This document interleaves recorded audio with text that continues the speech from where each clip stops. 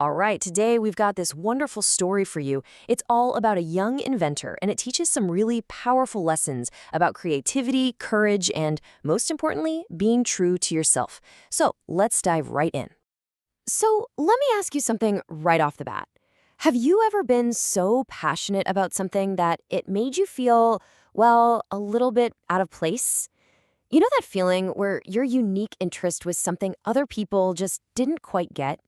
Just hold on to that thought. Okay, so picture this, a small, quiet village. And right at the heart of our story, we meet this amazing, super curious girl named Amal. Now, here's the thing about Amal. She was a builder. I mean, her room, forget dolls. It was this incredible workshop, just overflowing with wires, old toys, gadgets, you name it.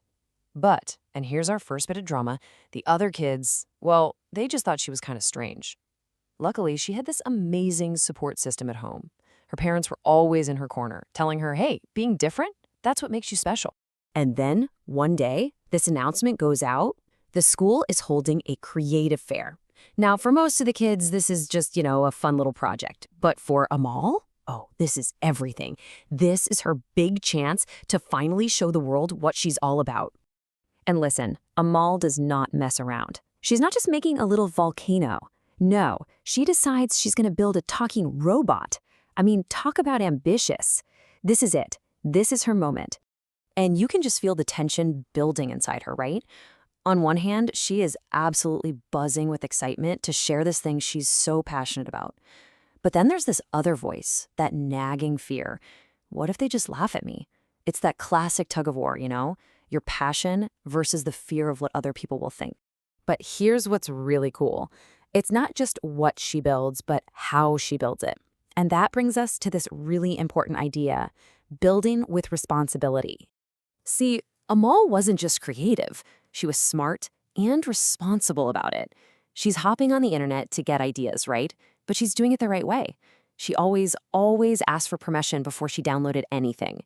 And she knew never to share her personal info online.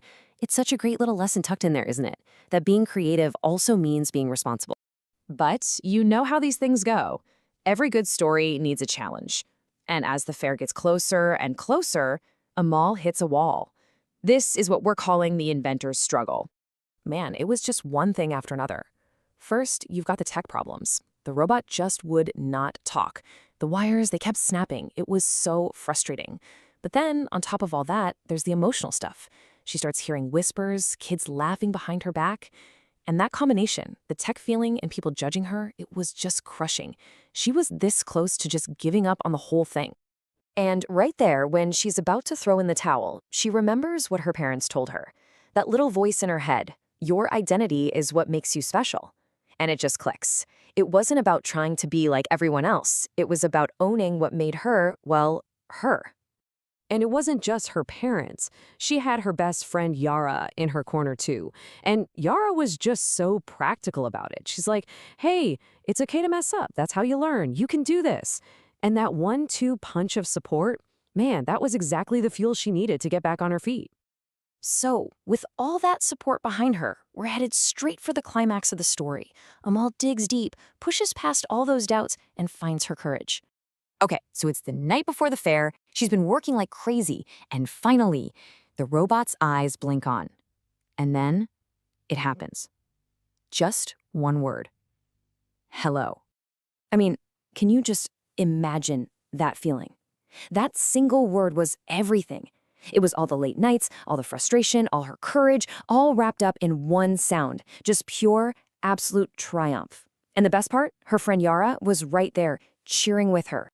All right, so she did it. The robot works. Awesome. But the story's not over, not by a long shot. The really big moment comes at the fair itself. This is where we get the big lessons from our little inventor. So there she is, at the fair, standing proudly next to her creation. And when the robot speaks, it says something so simple, but so powerful. It's the exact lesson she just lived through. Be yourself. Never give up. And you know what's incredible? The reaction from the other kids. The very same ones who were laughing before, now they're just in awe. They're looking at her with total admiration. Because they finally saw past the weird hobby and saw the person behind it. This incredibly creative, determined girl. And her teacher really just nails it, summing up all the big lessons. She points out Amal's determination, how she never gave up, her honesty, how she put her true self out there, her responsibility, the way she used technology the right way, and even empathy, how she ended up inspiring everyone else. And really, this is the heart of the whole story. At the end of the day, Amal's pride didn't come from winning some prize. It came from the fact that she was true to herself. She took this thing that made her different, she stared down her fears, and she shared it anyway. That was the real win. So, that brings us full circle, right back to that question I asked at the beginning. Amal's story is such a great reminder that the things that make us unique can actually be our biggest strengths. So I'll leave you with this to think about.